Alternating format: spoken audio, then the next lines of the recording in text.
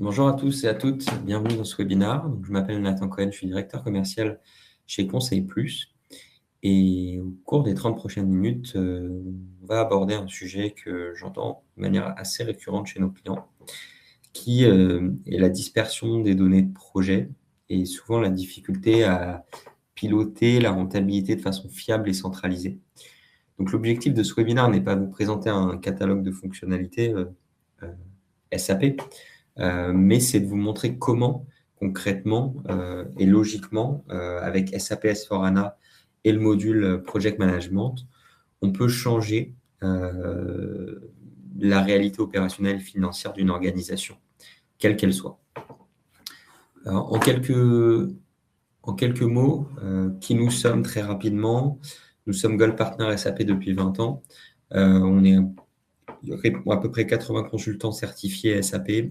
On a réalisé des déploiements et on est présent sur 4 continents. On travaille aussi bien dans des environnements on-premise que cloud et on intervient dans différents secteurs. Ça peut être de l'énergie, l'industrie de services, l'agroalimentaire et sur des projets qui vont de quelques mois à plusieurs années.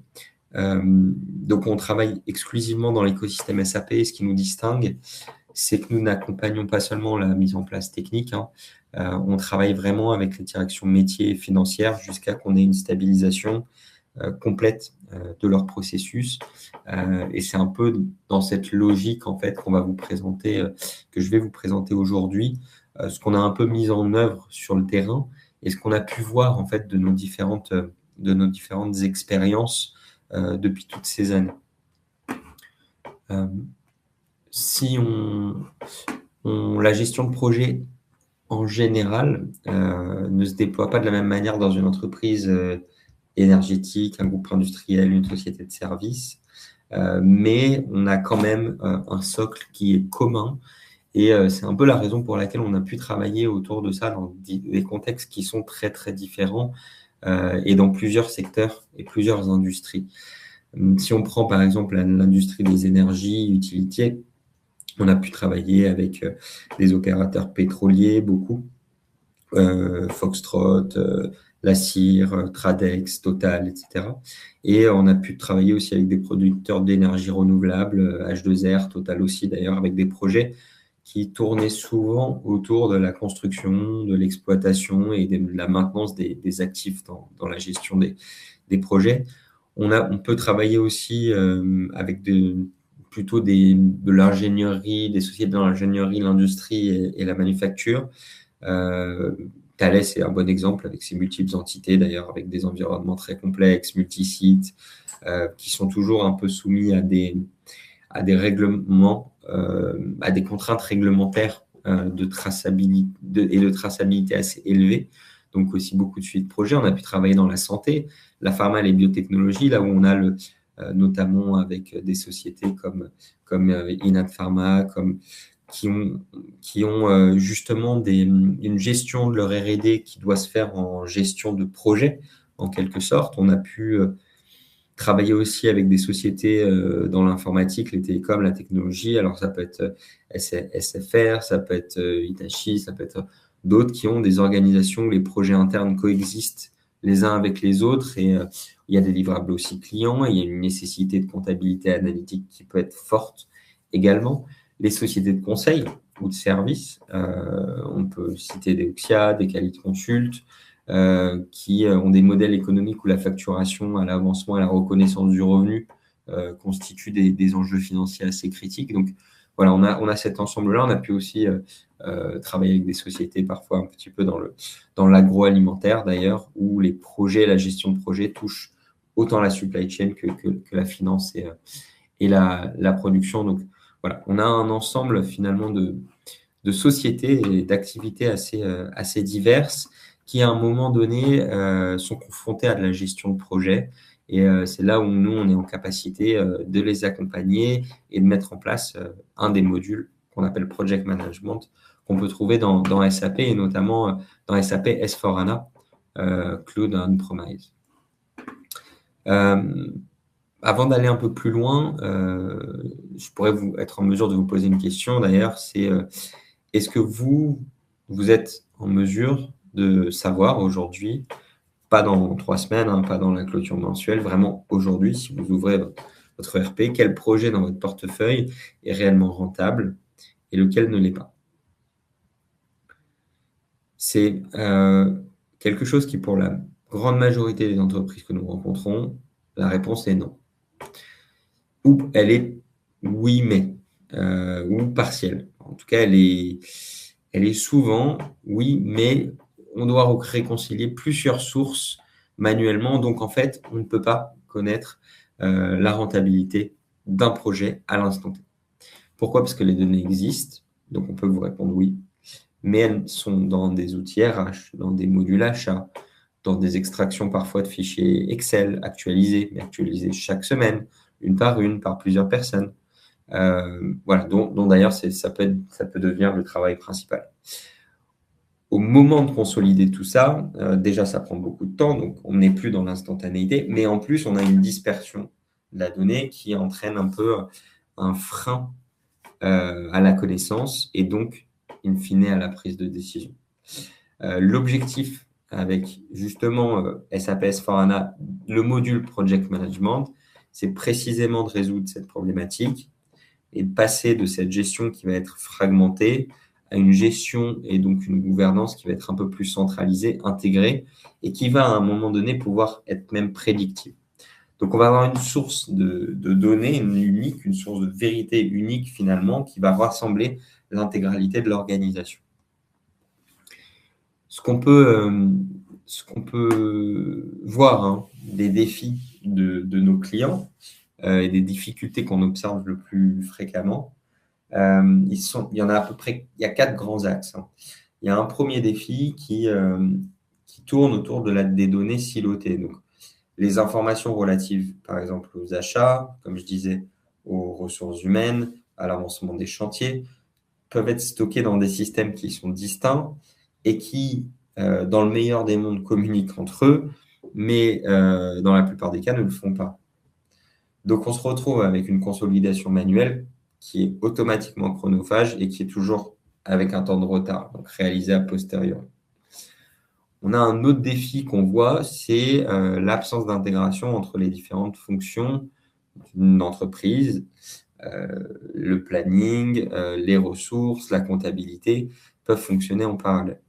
Donc, lorsqu'un projet accuse du retard, ça veut dire concrètement que la direction financière en est informée parfois avec plusieurs semaines de décalage. Et donc, la capacité de réaction de la gouvernance et des finances se retrouve sérieusement limitée dans ces cas-là. Ce qui va un peu avec le troisième défi, hein, que vous devez rencontrer, c'est la visibilité insuffisante sur la marge. Déterminer quelle part de la marge globale est véritablement générée par chaque projet, c'est souvent un travail qui peut paraître titanesque, souvent parce que très, très, très approfondi en termes d'analyse. Et on n'a pas forcément de lecture, on va dire, directe avec des indicateurs disponibles très vite. Donc, il faut aller les chercher, il faut analyser de manière approfondie. Et c'est compliqué, en fait, à comprendre. Et on ne sait pas vraiment quel projet va contribuer réellement à la marge de l'entreprise. Parfois, jusqu'à se dire quel projet on va arrêter, quel projet on va continuer. Le quatrième défi, c'est sur les contrats qui sont sur la complexité du revenu recognition, donc la reconnaissance de revenus. Parfois, sur les contrats longs, on le voit dans la défense, la cybersécurité, le BTP, etc. Les règles de reconnaissance du revenu sont complexes, spécifiques à chaque contrat, et les traiter manuellement, souvent d'ailleurs sous Excel, expose à des erreurs qui peuvent être au mieux légères, au pire significatives, et avec une charge importante de travail à chaque clôture. Donc, on a un peu tous ces défis qui sont mis bout à bout et ça peut pénaliser une entreprise sur tous ces axes. C'est souvent parce que l'entreprise gère finalement de manière décentralisée tous ces pans finalement d'un projet. Ici, on voit le schéma qui représente ce qu'on observe un petit peu dans la majorité des organisations qu'on rencontre avant toute transformation digitale. Donc, vous voyez qu'ici, chaque fonction dispose de son propre outils, de ses propres données, de ses propres indicateurs. La gestion de projet, elle est répartie entre un logiciel de planning, un module de RH, des tableaux de bord, achat, des fichiers Excel. Donc, voilà, qui servent de lien entre le tout, hein, parce qu'on essaie de mettre tout ça dans des fichiers Excel. Le résultat, donc, probablement, vous l'avez identifié. Vous voyez que personne, en fait, va disposer d'une vision complète, hein.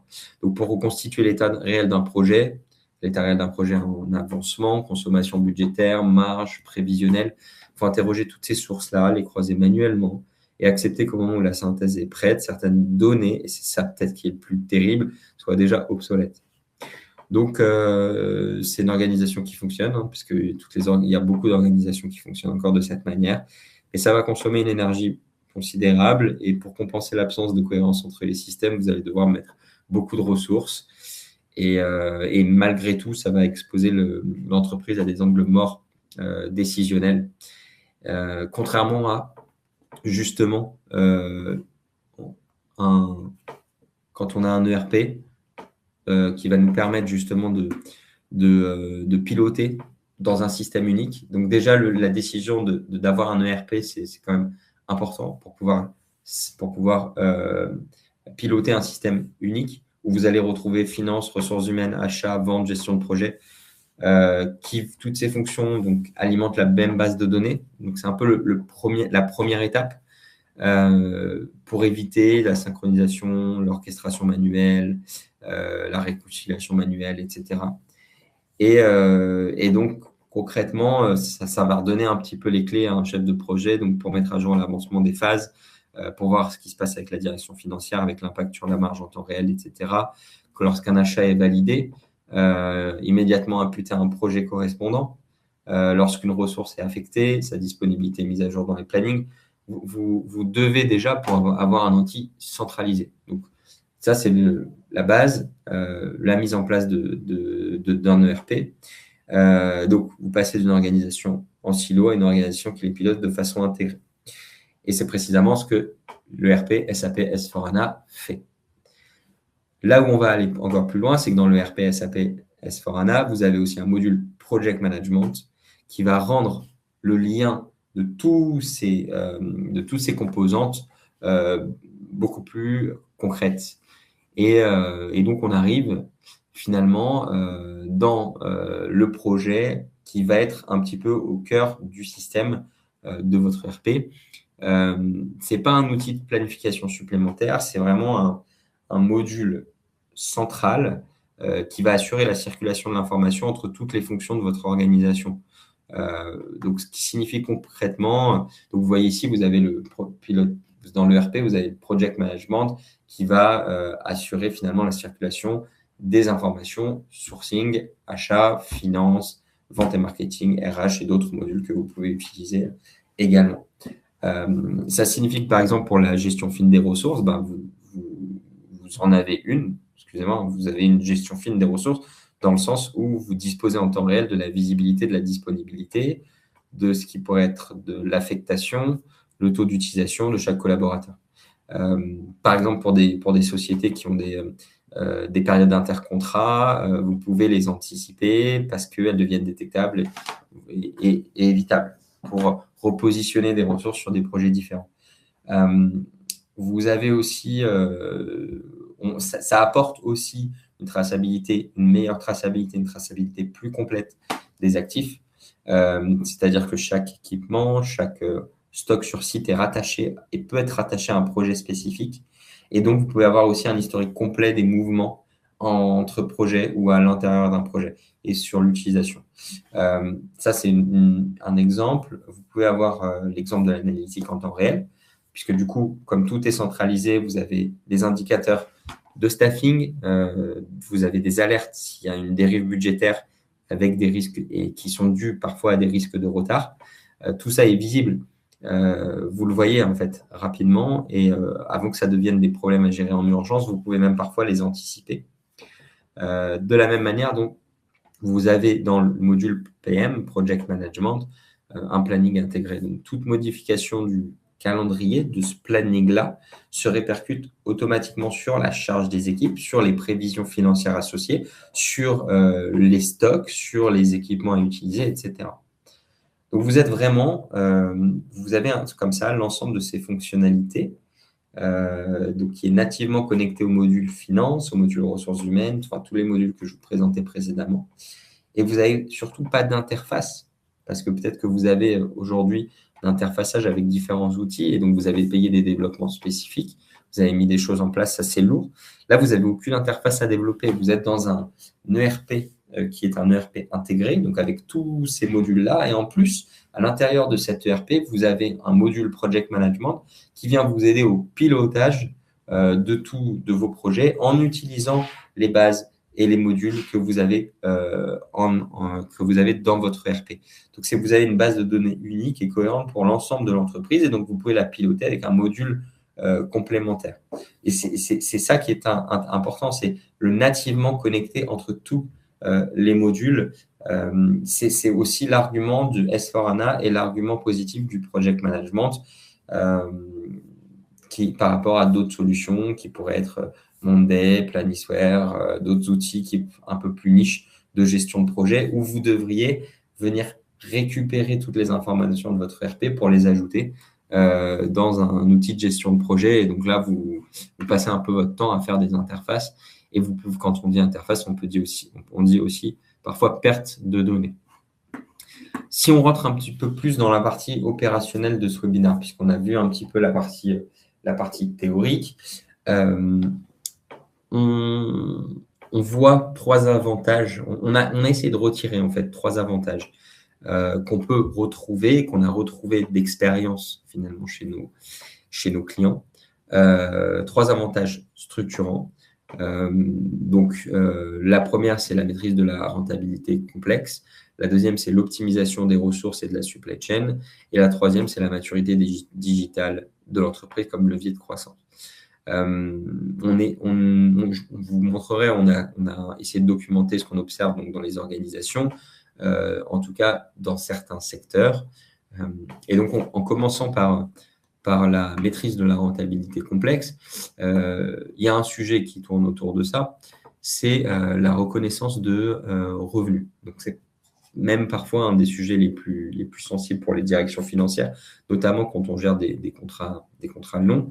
On peut être sur des contrats de défense, de cybersécurité, de BTP, même parfois pluriannuels. Et sur ces contrats-là, le calcul du revenu à reconnaître à chaque clôture, c'est souvent une opération qui est complexe, manuelle et exposée au risque d'erreur. Les équipes finance, elles, si on est dans une équipe finance, elles consacrent plusieurs jours par mois à réconcilier les données. Ça peut être issu déjà de leur ERP SAP qu'elles ont, sans utiliser le module Project Management, mais d'autres solutions, d'extraction aussi d'Excel, de tableaux de bord intermédiaires X, de tableaux de Business Intelligence, etc. Avec SAP S4HANA et le module Project Management, l'avancement réel saisi par les équipes opérationnelles. Donc, les équipes opérationnelles vont saisir les états d'avancement, vont saisir des informations dans le RP, et ça va alimenter directement et automatiquement le calcul du revenu. Donc, la direction financière, les équipes finance n'ont plus à ressaisir aucune donnée, et la clôture mensuelle qui pouvait être mobilisée sur plusieurs jours va finalement se réaliser en quelques heures, puisque la base de données sera une base de données basée sur les données réelles opérationnelles du moment en temps réel. Donc, les chiffres que vous allez présenter en COMEX, par exemple, reposent sur vraiment cette source-là, unique et vérifiable, et non plus sur une consolidation de plusieurs personnes. Donc, ce module offre d'ailleurs, et en plus, une analyse de marge granulaire. Donc, une analyse de marge que vous allez voir dans Project Management par projet, par phase, par type de ressources, et vous identifiez précisément où vient la rentabilité d'un projet et où elle s'érode un petit peu, où est-ce que vous êtes en difficulté. Donc, vous pouvez aller très loin dans l'analyse d'un projet et ensuite, après, avoir une vision macro pour voir quel projet entre eux, quel est le projet par rapport aux autres qui est le plus rentable, et vous comprendrez assez rapidement pourquoi. On a accompagné un de nos clients pour illustrer un cas concret dont les contrats de défense et de cybersécurité à long terme généraient une complexité importante justement sur cette reconnaissance de revenus. Donc, les équipes finance passaient trop de temps à réconcilier, c'est ce que je disais, manuellement les données à chaque clôture mensuelle. Donc, on a déployé ce module Project Management. Ils étaient déjà dans un contexte SAP. Et après le déploiement, le système calcule automatiquement le revenu à reconnaître en fonction de l'avancement réel saisi. Et donc, ils sont exactement dans ce cas de figure où ils ramènent une clôture mensuelle à quelques heures et leur fiabilité totale des chiffres a augmenté largement, notamment ce qui est présenté toujours auprès de la direction. Et c'était une demande forte de la direction d'avoir une fiabilité totale sur les chiffres et de ne pas avoir à les rechallenger à chaque fois. C'était un point de tension entre justement le DAF et enfin, le directeur financier de filiale, hein, et ensuite les responsables. Et donc voilà, donc ne pas pouvoir avoir cette vision était un enjeu, était un défi, et donc ils ont répondu à cet enjeu majeur. Le deuxième enjeu majeur auquel répond le module Project Management, c'est la gestion des ressources humaines. Plus précisément, la capacité à affecter une ressource de manière optimale et dans la durée, surtout pour des sociétés qui doivent gérer des ressources, sociétés de conseil, sociétés de cybersécurité, etc. Donc pour les organisations qui positionnent notamment des experts, hein, des consultants, des ingénieurs sur des missions qui soient des missions classiques ou des missions de terrain, l'enjeu, c'est d'aligner en permanence les compétences disponibles avec les exigences des contrats en cours, mais aussi des contrats à venir. Et pour éviter tout, pour faire en sorte que les périodes d'intercontrat non planifiées ou les surcharges ne soient pas détectées trop tard. Là, vous avez, avec SAP Project Management, une visibilité consolidée sur ce que peut être la charge prévisionnelle à 2, 3, même 5 ans, quand vous avez des contrats à long terme pluriannuels. Donc, ça devient possible d'anticiper les besoins en recrutement, vous évitez d'être en situation de rupture, vous prenez les bonnes décisions d'allocation des ressources de manière beaucoup plus éclairée, et vous le faites au moment de la signature des nouveaux contrats et tout au long des durées de vie des contrats. Si on est sur un volet un peu plus supply chain, il peut y avoir des achats directement liés au projet. Donc, un mouvement ou une avance ou un retard sur un calendrier déclenche automatiquement des approvisionnements correspondantes.